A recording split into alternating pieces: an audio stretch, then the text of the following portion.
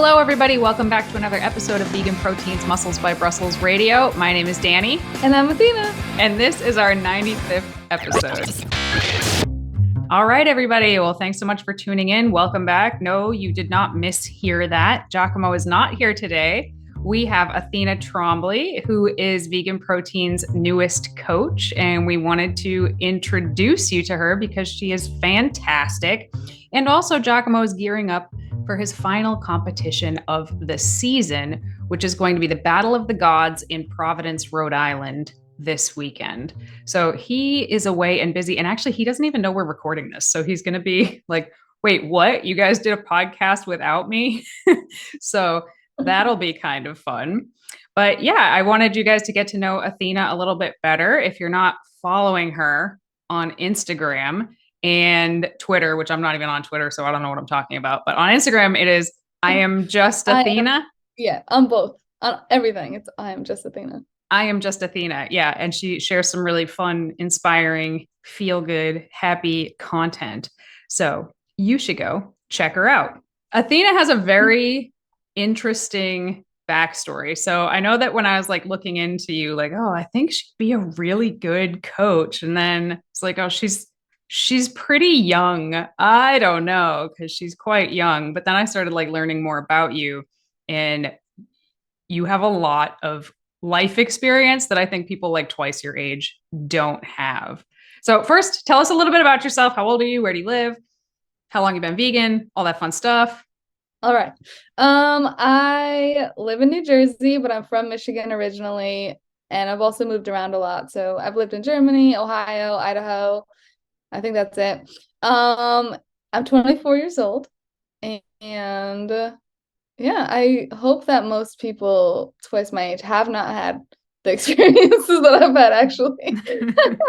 That's fair. That's fair. In terms of that, but yeah, that's yeah. Yeah. So if you want, well, first of all, how long have you been vegan? Oh yeah, I forgot to answer that. I've been vegan for 4 years. It'll be 5 years in February. Cool. And what made you go vegan? I'm very curious. Okay, so I feel like I have to tell my backstory because it's kind of like all encompassing. But basically, I had surgery. I gained a bunch of weight from the surgery. I was vegetarian actually first. So I went vegetarian when I was 14, and that was for the animals, for animal rights. But I didn't know anything about the dairy industry. I did not know anything about the egg industry. And I kind of stayed ignorant to it. I mean, I was young, so I feel like I could have done more research, and I just didn't. But after I had surgery, I gained like 25 pounds of fat because I was on steroids and I was just not able to move around much. So then I looked into the vegan diet at first for, well, I say vegan diet, but vegan lifestyle. I looked into the vegan lifestyle at first for more of like to lose fat from the surgery, more of like health-wise. I was looking at for definitely from a health perspective, but then I wasn't really sticking to it. So I started looking to the ethical aspects of it because I really just didn't know anything. And once I did that, I realized that the dairy industry and the egg industry and the honey industry all suck. Mm-hmm. And I did not want to be a part of that. So that made me like solidify my decision. Right when I learned about that, I watched Dairy is Scary on YouTube, which is like a 5-minute video. And I was like, okay, no, I'm vegan. There's mm-hmm. no kind of vegan, sort of vegan, like I'm vegan. So yeah, it was definitely right now it's all ethical. I'll always be vegan for the ethical reasons. But I originally went vegan for the health aspect.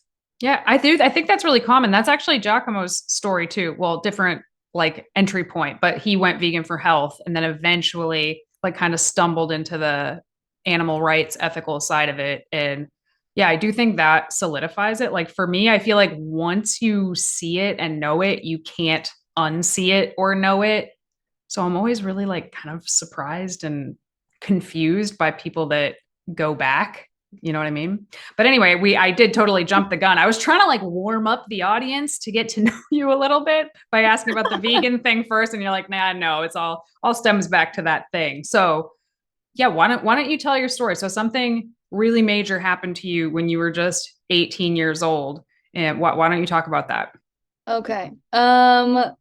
So in May 2016, I graduated from high school, and in August 2016, I went to an eye appointment for glasses. I went for a run one day, and I kind of just did the eye test. You can't see me, but like I just like covered one eye, covered the other eye, looked at a stop sign, and I noticed that my right eye had become a little bit blurrier than my left eye.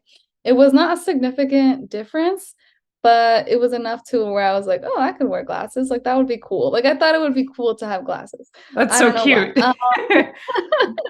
cute. Yeah, it was whatever. I mean, it was a really good thing that I thought that because I went to the eye appointment and 3 weeks later I had my appointment.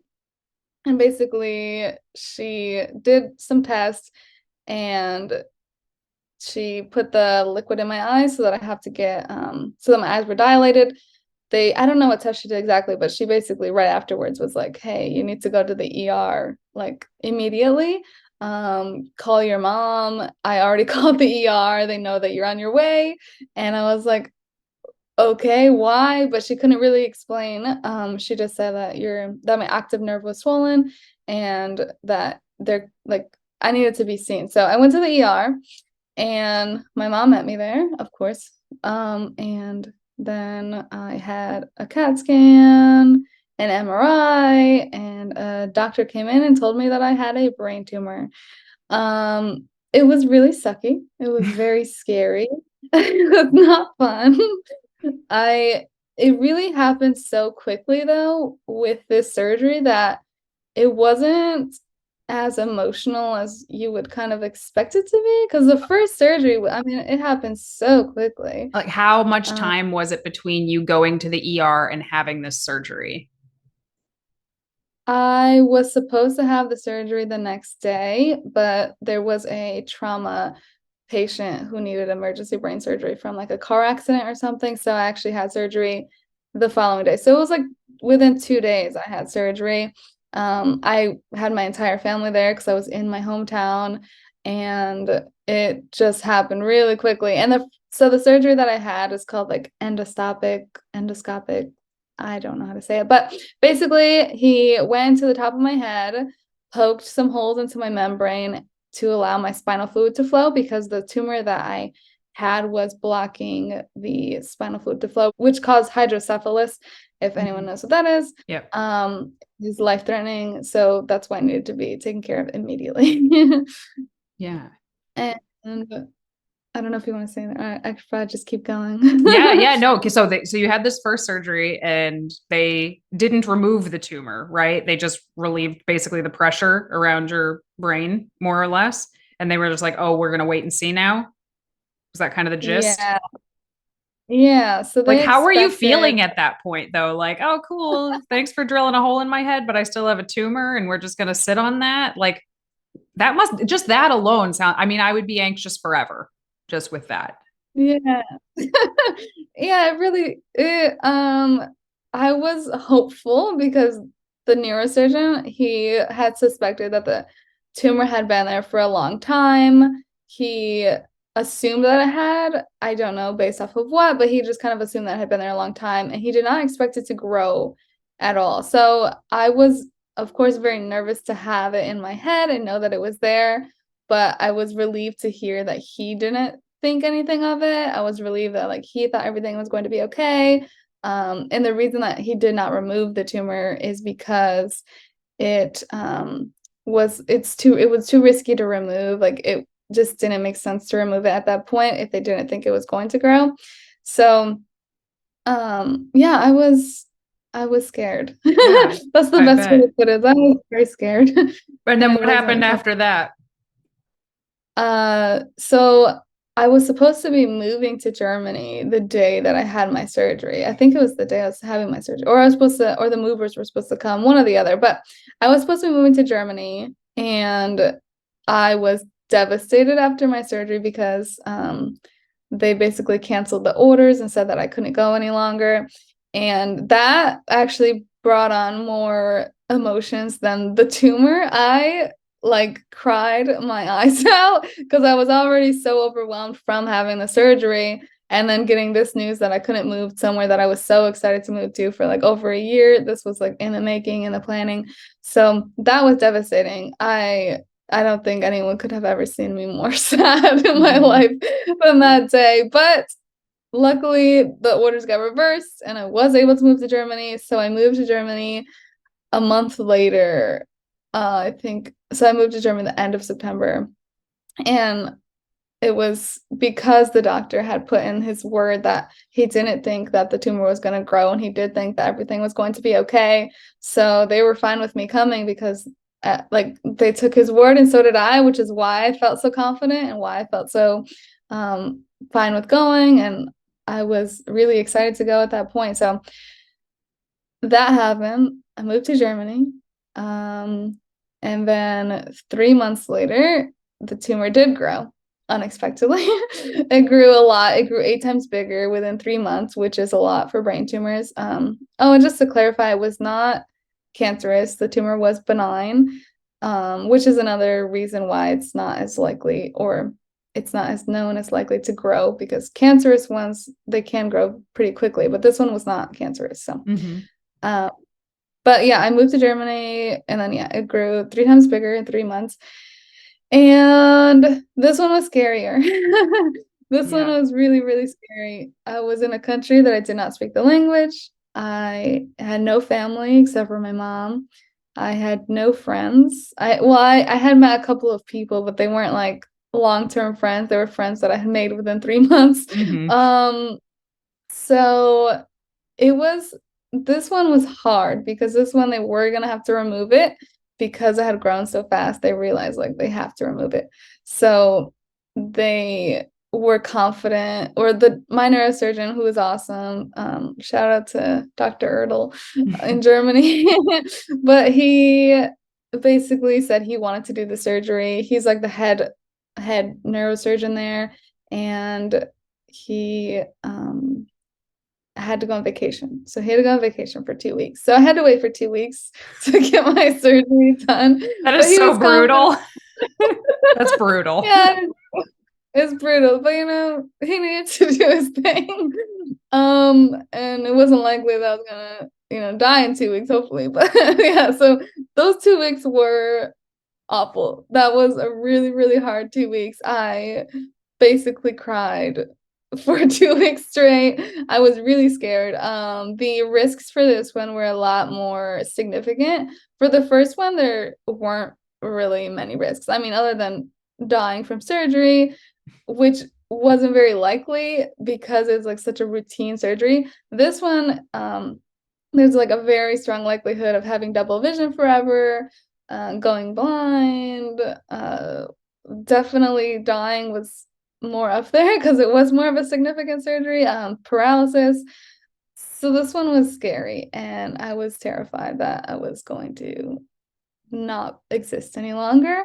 I was also scared of, I mean, everything scared me. I had to think of all the possibilities. Like, how would I live if I couldn't move my legs or my arms? And how would I live if I couldn't see or if I could only see double? And that was terrifying. But I had the surgery and it was successful. The tumor was removed, and I did have double vision afterwards. However, it went away within a couple of months. But the double vision is not fun. So anyone that lives with double vision, that is really frustrating. I couldn't do my makeup, which sounds not it doesn't sound like a big deal probably if you're thinking like, oh, you can't do your makeup, like you can survive. But like when you go through something such significant and your whole like life changes, I mean, that's even those small things are really bothersome, like not being able to do your makeup or see your hair, like because it's like you have two heads. Like so I had like Mhm. one head on top of the other. So if I try to do mascara, I had like one eyelash on top of the other eyelash. And I'm like, I don't know which one's my eyelash. And Right. it could be really overwhelming. I bet even writing was super hard. Like I'm trying to think of signing on a dotted line. Like how could you even do that if you see two lines, you know? Yeah, everything is hard. Like reading was hard. Like going on social media is hard. But luckily, with double vision, I could close one eye and I could see fine. Okay. So I wore an eye patch for a period of time, and eventually I did get glasses for double vision. But by the time I finally got those, it kind of was starting to fade away. So yeah, that happened.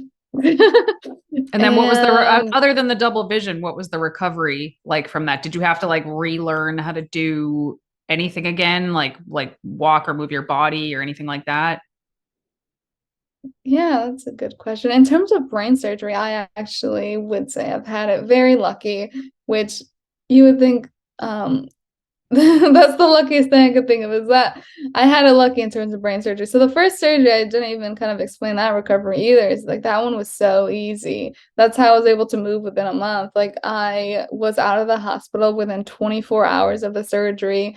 I was walking fine. I was talking fine. I couldn't work out for 6 weeks, and that was the only limitation basically. Otherwise, I could do everything normal. He literally just went into the top of my head and poked holes, and apparently that left me fine. I was totally fine to do everything. I could talk fine. I was just really tired. Um, with the second surgery, it was a longer recovery, but I didn't lose any motor functions. Like I could still use my arms and I could still do all the things. I just was very drained and I was on a lot of drugs. So like I couldn't do a lot of things like at first because I was still like recuperating. So like I couldn't really give myself a bath. I needed help with that. And walking, I needed help with that. But it wasn't something I had to really relearn. It was more of something that I was just the part of the process of recovering from surgery. I was a lot more drained. I could not really do much. I could like walking around the table was my excitement. I was like, woohoo, like this was so exciting. I couldn't even wash my hair because I wasn't allowed to. But like physically I just couldn't do a lot of things. Mm-hmm. Um, and I was mostly just tired, but I also couldn't sleep, and that sucked because I was on steroids, which is part of how I gained a lot of weight. Going back Mm-hmm. to the vegan question. Yeah. Yeah. So, And okay. So you went through this crazy thing, which obviously ultimately was a very good thing, right? Had you not done that silly eye test in front of a stop sign on that one day, like, you might not be here today, which is such a like butterfly effect, like makes you ask the biggest questions ever when you think about that. But I mean, I'm trying to picture myself going through something like that. And even though I could probably rationally be like, well, I'm really lucky that they found this, like, I'm lucky to be alive, I'm lucky they caught it growing, I'd probably still be pretty freaking down, like pretty freaking depressed going through something like that. And I know you now, like, you are literally one of the most positive and uplifting people that I've ever met. So I'm wondering, did you go through that like depressive phase? And if so, like, how did you turn that around? um, I would say I definitely was a lot more down during that time. But I would say I try to stay positive. I try to look at the good things that are happening. I was definitely, I mean, I can't say that I was as chipper as I am right now. I was definitely very down, and I had a lot of moments where I broke down and I cried a lot. Luckily, my mom is very supportive and she listened to me and she held me when I needed her to. But for the most part, I would say like the best way I got out of that is kind of I mean just such a mixture of so many things really. Fitness helped actually. I mean fitness helped a lot because I was down about what happened, but I was also down because like my complete body changed. My whole like I mean it changed within a few months because I was just laying around and only eating and I was hungry 24/7. So my whole body changed during that time. The gym helped me a lot because I had something to do. I was working on myself, and of course while you're working out you're releasing endorphins, so I was feeling that every time I went for a workout, which I couldn't do for a long time after after the surgery, but eventually. Um, and just like reminding myself that I'm alive consistently, and that's something to be thankful for. Like, even if I can't be thankful for anything, I could be thankful for the fact that I'm here. Mhm. It sucks what happened to me. It sucks that it happens to people, and like it's kind of just something that I had to accept. And that's kind of how I brought myself out of it, more of just coming to an acceptance of like, this happened and there's nothing you can do about it. It's going to be a part of your life, and that's okay. And Hmm. you don't have to be okay about it all the time. You can still cry about it. But it happened, and like there's nothing else I can do but just keep on living, and living in a saddened state consistently isn't going to change anything. It's still going to have happened. So if I can't change anything, I can at least change my mood. I can change what I focus on, where I put my thoughts, um, because I can't change the fact that it happened. I mean, it happened. So I Right. think just bringing myself to the reality of like, okay, you just have to accept it. Hmm. And that's not easy and it takes a long time. But I think once I finally came to terms with like this happened and that's all there is to it, I kind of just let go. And that doesn't mean I still don't think about it or I still don't get emotional about it. I just let go in the terms of like letting it control me because there was moments where I was like, why me? And like why would who's doing this to me? Like why is this happening? It's not fair. Like I definitely had lots of those thoughts. And at the end of the day, life isn't fair. It's Hmm. not fair. That's Um, so it, true. And that's something that I have like had to come to terms with for probably like the last 20 years, is like my teenage years, especially just being so mad at how things weren't going like the world was not a just place and I was mad about it.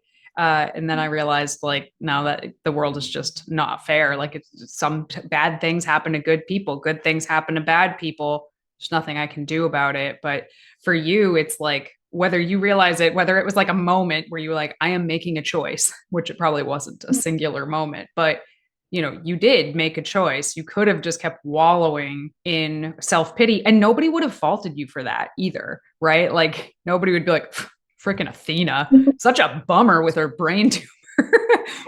But you didn't do that. You didn't wallow and just sit there. You made you made a choice to deliberately try to live differently. And I just think that that's really, really, really awesome. We all like to think we would make that same choice, but I don't know that many people would.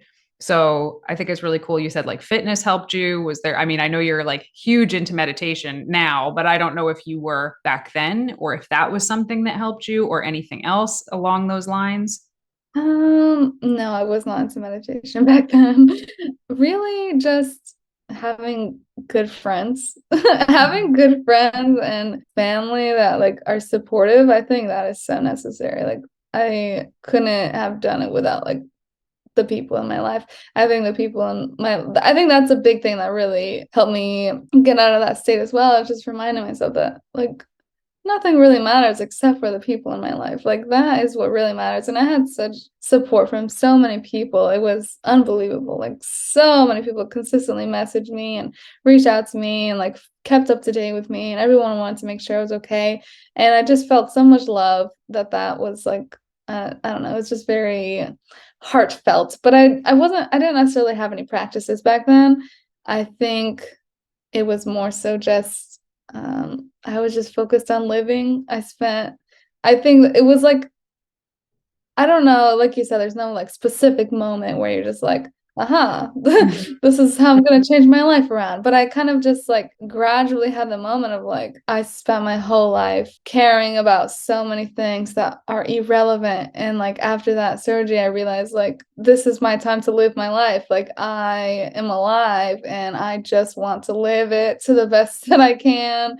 So Mhm. I traveled tons, I spent time with people I loved. I did all the things that I want to do, and I continue to try to live in that way. Just like I could literally die any night. So, Mhm. Yeah.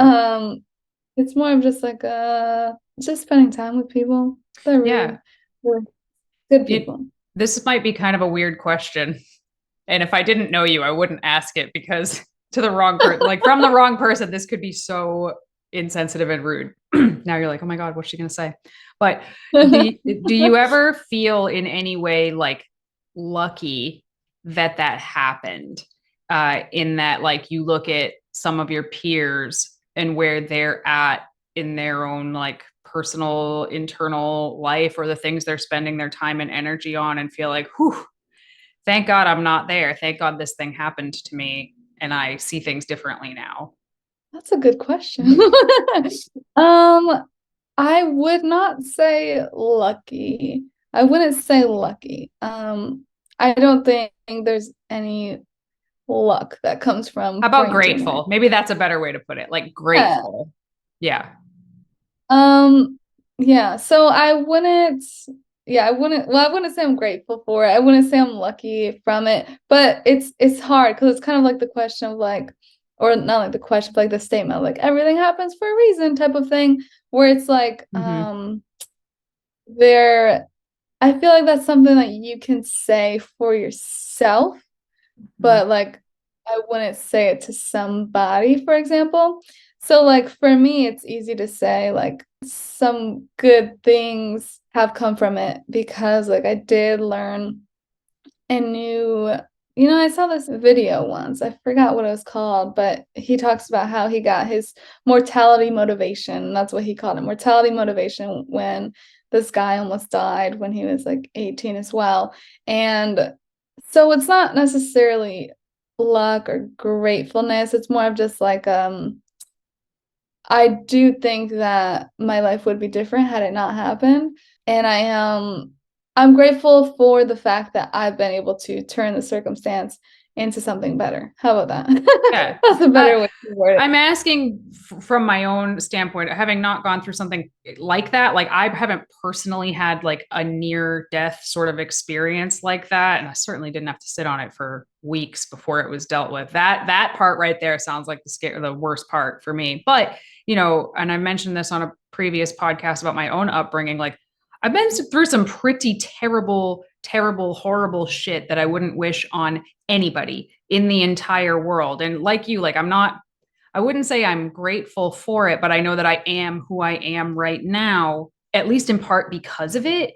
And for that, I guess I am grateful because I like who I am now so much. And I feel like without those experiences, I might be almost like a more shallow person, I guess, maybe. Although, I'd also probably be less traumatized, which might be nice. I don't know. But, I just feel like I wouldn't be me, I'd be somebody else. And I think that the things that you've been through, I think make you an incredibly insightful and empathetic person and definitely a coach. Like that's obviously, I didn't even know about the surgery when I like learned who you were and started following you and all of that. I was just like, wow, this chick is awesome. And then I learned about it. I was like, you've got to be kidding me. Like, holy crap. So, um, yeah, but I think the empathy that you can gain from going through something really, really terrible, I guess, is kind of something to, I mean, if it's going to happen to you, you might as well make the most out of it and get the most out of it, right? Does that make sense? It's a very hard thing to Yeah. say and word because if somebody said to me, like, everything happens for a reason, I'd want to punch them in the face. So I hope you don't think that's what I was implying. I was just curious, like, in hindsight, how you kind of view the whole Yeah. scenario.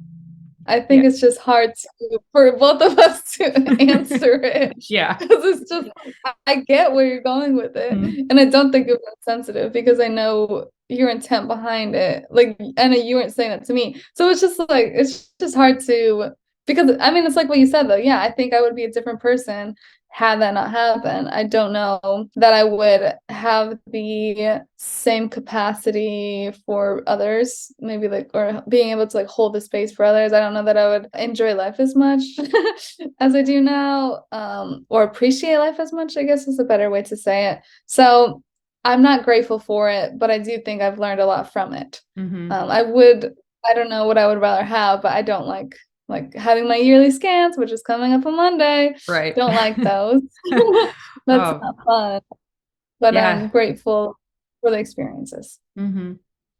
Yeah. Well, I think it's a really fascinating story, and I love a good like, oh, so and so really turned things around story. Like I just think those are my favorite stories ever. Is like, you can't see me because there's no video here, but underdog stories make me make me really really happy, and I just like to see people living their best life, and more than that, helping other people, which I think is what you're really, really good at. And it's like in these really subtle, sort of relatable ways. Like I said, guys, if you're not following her, you should be following her. You know what we should talk about? We should talk about how you blew up on Twitter.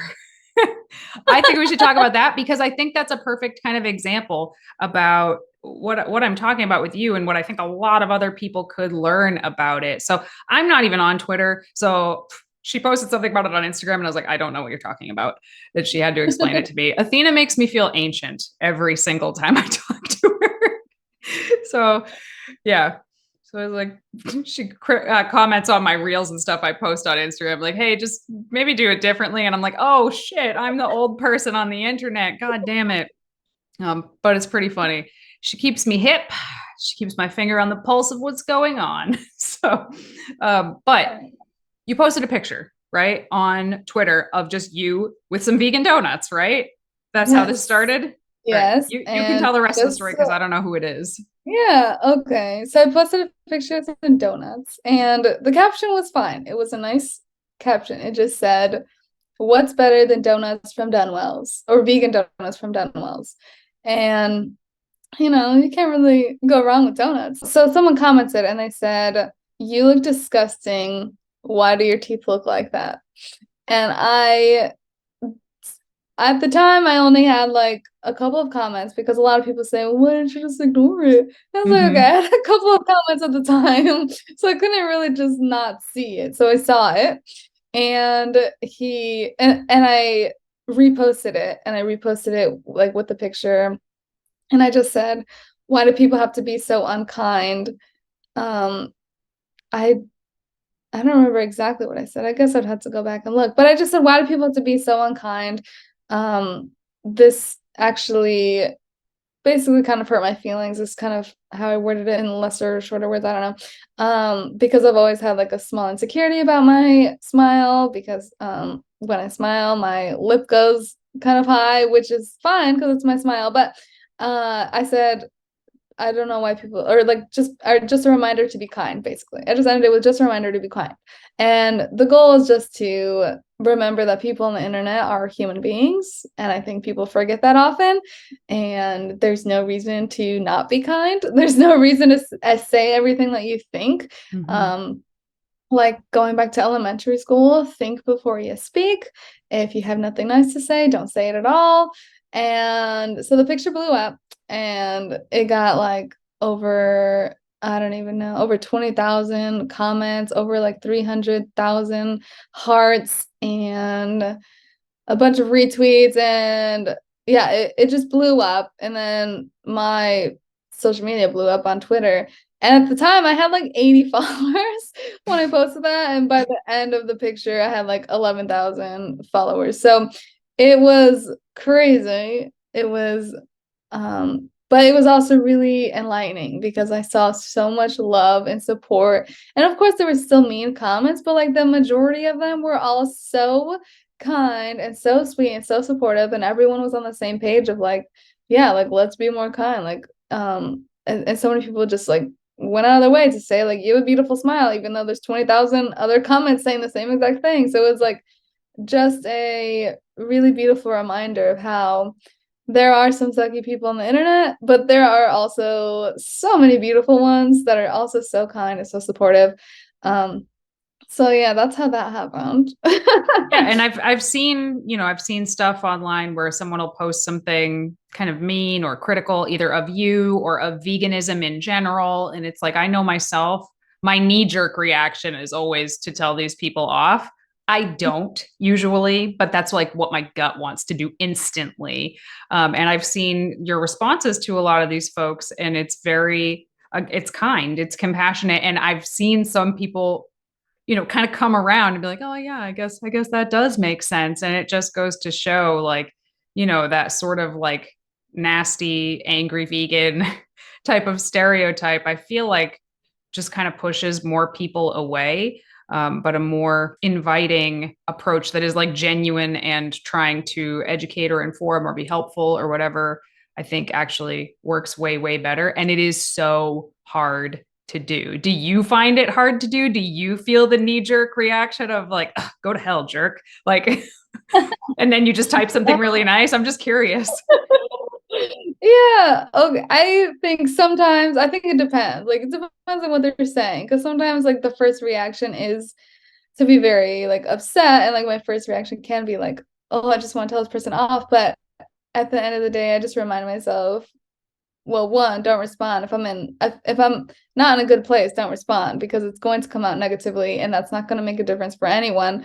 And I always remind myself that hurt people hurt people. Mm-hmm. And like the guy who left the comment on my post is probably hurting a lot more than that comment hurt me. I mean, the fact that he is on Twitter all day trolling people, he's obviously hurting. And it actually I like to think about where people are coming from of like he probably had a pretty terrible upbringing or something really bad happened in his life to be on Twitter 24/7, like trolling people or on Instagram Mm-hmm. or like YouTube or whatever they're on, just trolling people. I'm like, they probably have it worse than I do. This comment sucks, but it's also like, like, okay, like that's Mm-hmm. one person's opinion of me that I don't even know if they actually exist, like what this person is.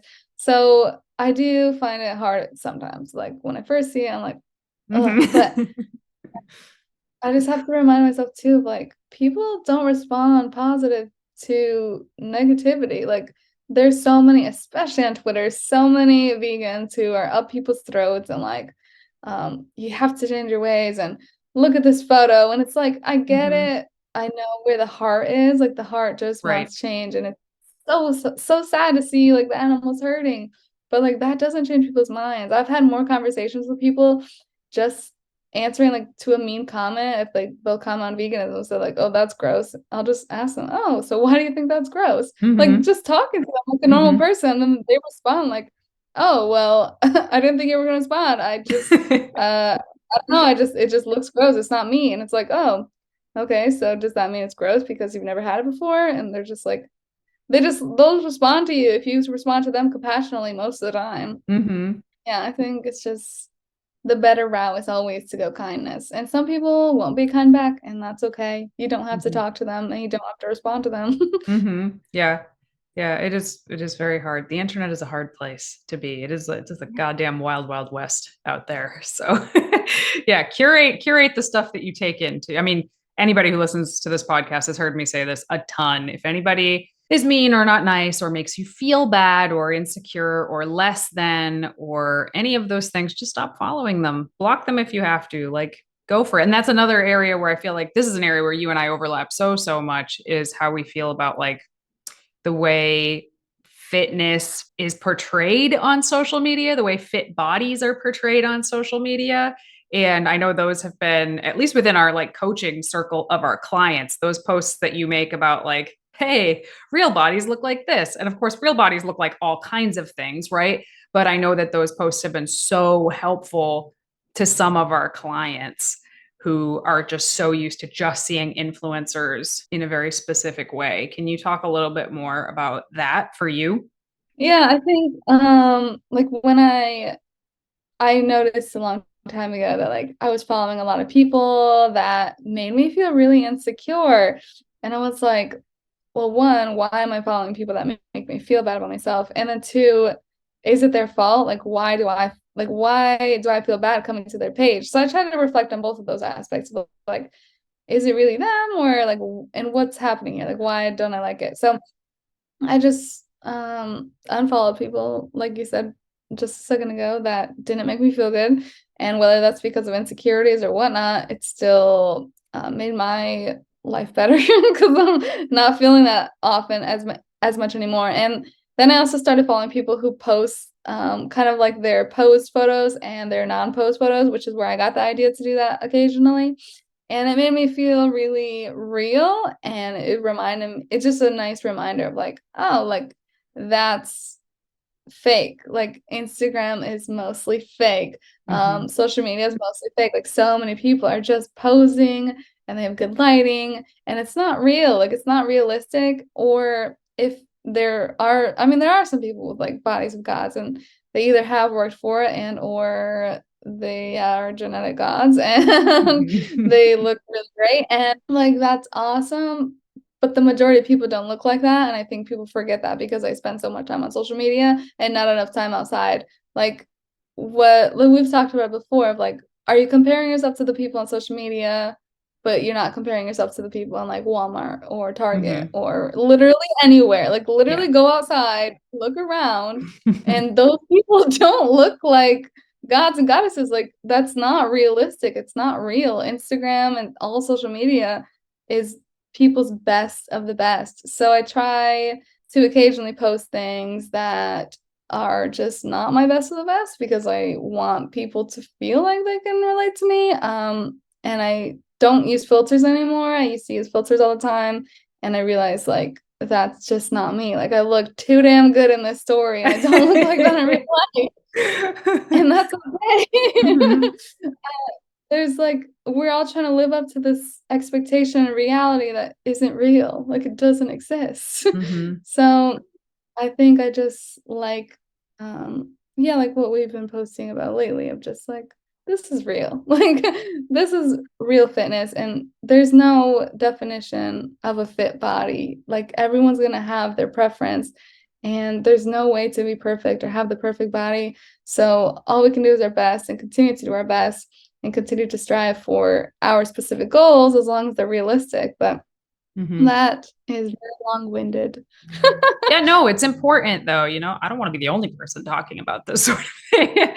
Sometimes I feel like I'm some Debbie Downer on the fitness industry, and I'm not. Like, I love fitness, I love bodybuilding, I love all kinds of like strength sports. I love that, but like, let's also not pretend that there's not sort of darker sides to some of these things because there are. And it's like you just said, oh, go compare yourself to the people just walking around outside. I mean, obviously we shouldn't compare ourselves to anybody, but it's not the same on social media, right? It's not even just like, oh, this is your Starbucks barista's best shot. This is like it is like the 1% of the 1% that are like showing up in everybody's feed because the more popular something is, the more it gets shown to more people, the more people it gets shown to, the more popular it becomes, et cetera, et cetera, et cetera. Kind of like how your post took off being viral for people who don't understand how some of the social medias work. So you're only seeing this tiny, tiny, tiny little sliver of people, but it's taking up your entire For You page. So you think it's just everybody. And it is so not everybody. And even the people who are able to flex and pose and get in the perfect clothes and the perfect lighting and take like awesome, awesome photos, even they don't look like that just walking around. Like some of them, like best looking people that I know in person, when they're just walking around, you probably wouldn't even look twice, honestly. Like you probably wouldn't even notice. And I think that a huge part of it is a lot of just like almost modeling tricks that I think just the average person just doesn't know. So they think something's wrong with them. So part of actually what I teach some of my clients when they're feeling particularly bad, I'm like, okay, I'm going to teach you how to do this pose so you can see how to do this pose and that you are in fact capable of it and you can look like that. And also now you know that that person doesn't actually look like that the second they let this pose go, you know? Uh, so I think learning how to pose your body can be really sort of empowering to know how to do that. And it like removes some of the mystery. I'm all about removing the mystery of the fitness industry. I think it's really important, but it's still, yeah, I feel like no matter how much people talk about it, it's still super, super, super widespread. It like creeps in without you even noticing it. You can think you're kind of curating what you're taking in really, really well. And then one day you wake up and you're like, why do I feel so bad about myself? And then you start to think about it and you're like, oh, I guess that's probably why. Like, been scrolling a little bit too much or watching a little bit too much, like, I don't know, reality TV. I don't know what kind of TV people watch, but, um, you know, what do people watch? Like, who are the things I remember when I was a kid, it would be like watching, like, oh, the girls on Saved by the Bell had incredibly unrealistic bodies to attain, right? But it was like, that's three girls on TV. Now you open up your phone, it's like thousands and millions, bajillions of girls that seemingly are everywhere. And it's like, I don't think we've ever felt so alone, but everybody feels the same, you know? I think it is very rare, unfortunately, that somebody is actually pretty happy um, in their body. And I think that should ultimately be the goal? Yeah, I think that was really good wording. So Oh. we all feel very alone, but we all feel the same way. Like we all just feel really alone, not togetherness. Mm-hmm. With our bodies. I don't know how you just worded it. You worded it nicely, but anyways, yeah. I think it's really it's really sad. And that's another kind of like reminder that I got from my surgery too is like my whole high school career I don't know, that's what they call it, I guess. Um I spent hating my body and hating myself. Like I hated myself and I was so skinny. I was like 115 pounds, like literally a stick skinny, and I thought I was fat. Mm-hmm. And it's sad because I was so young and like I spent so much time hating my body. And a part of the surgery, like realization was like, oh my God, like I have a whole life to live. Why do I hate myself every day? Like, why am I Mm-hmm. wasting all this time hating myself instead of just doing things that I enjoy and not caring? And that's easier said than done. Right. But it's a consistent reminder of like, our bodies at the end of the day only go as far as our physical appearance. Like that doesn't define us. It Yeah. doesn't define our worth or our true beauty, which I think is internal. And it's not going to get you anywhere at the end of the day. Like we're all going to the same place. Mm-hmm. So we might as well appreciate the life we have and the body we have and while it's working. There's Hopefully, most. also, there's a ton of people who are living in like a dream body, right? But they're killing themselves to do it. They are spending tons and tons and tons of time, way more time than one needs to spend exercising, or they're not going out with their friends and family. They are restricting every single holiday. They're bringing their own food in Tupperware. And don't get me wrong, I know some people that like love this. This is what they want to do with their life, and more power to them. But I know way more people who are resentful of this. They're doing it because they feel like they have to do it because this is the ultimate thing that they could possibly achieve. And it's sad. I just feel like it's sad. There is a balance. Like there is a way to strike a balance between being fit and healthy and hopefully being in a body that you like, at the very least, like. We won't go so far as like, oh, you need to love everything about. No one, very few people love everything about their body, but you should like it and respect it for what it can do for you. And I mean, you should have those moments where you look in the mirror and you're like, I look pretty damn good, actually. You can have those things and have your family and have your friends and have a life and have things in work and career and financial, and like you should be able to have all of those things, but it is a pretty like delicate dance, I think, all the time. But because of what we do for a living, we meet a lot of people who have just poured everything into the I need to look good basket to the detriment of every other area in their life. And it's like part of what we do is almost to kind of pull them back from that a little bit and be like, you don't need to be doing all of this. You can maintain like an awesome physique and still have other things as well. It's kind of scary. Yeah. And it is hard to talk about from our perspectives because there is a balance of like, Mm-hmm. I understand people want to have physique goals, and that's good and that's fine. And also, yeah, don't make it your entire life. Yeah. So it's hard. It can be hard to word things because like you said, it's like I don't want to word it in a way that's like demeaning someone. That like this is their main goal, but it's also like just remembering to also live. Yeah. That's all that there is to it. Yeah. Like And I also having. never want to make it sound like, oh, well, just settle. Like, just settle with where you're at right now. Don't push. This is it. Deal with it. Accept it. This is as far as you're going to go, kid. Like, I don't feel that way either. I feel like you can get like a pretty rockin' physique, actually. You can do it. You just, there's strategies to put in place to make it sustainable. That's all. I always have to be very careful about that. Like, I don't want people to just not try because of the stuff that we're saying. Like, no, try, do the things, but also check yourself, so you're not doing too much. I don't know. Yeah. So we didn't talk about the success that we planned on talking about today, but I think that's okay because I think we talked about a lot of really good things once we Yeah, we finally can got talk Zoom about. working. So if you guys, oh, before we end the podcast, um, It's Black Friday. This is going to come out during the week of Thanksgiving, I believe.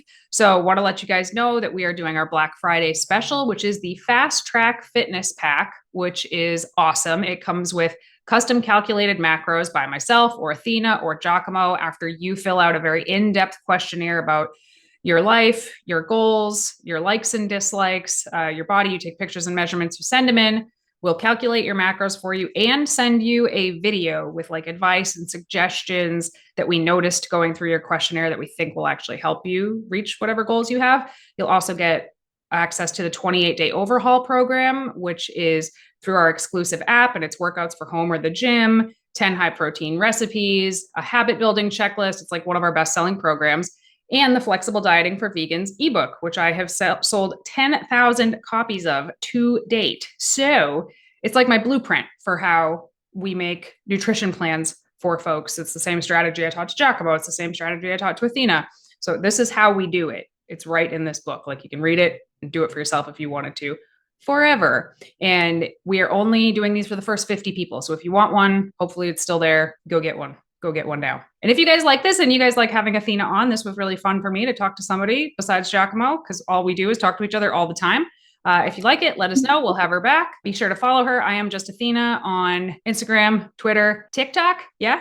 Yeah, I don't use it as much, but yeah. Oh, I thought everyone in your generation used the TikToks. All right, everybody, thank you so much for tuning in to another episode of Vegan Proteins Muscles by Brussels Radio. Please stay in touch with us at Vegan Proteins, at Muscles by Brussels, at I Am Just Athena, on all of the socials. You can email us, coach@veganproteins.com. If you have any questions or stuff you'd like us to cover, we love to hear it, so please get in touch with us. My name is Danny. And my name's Athena. And we will talk to you soon.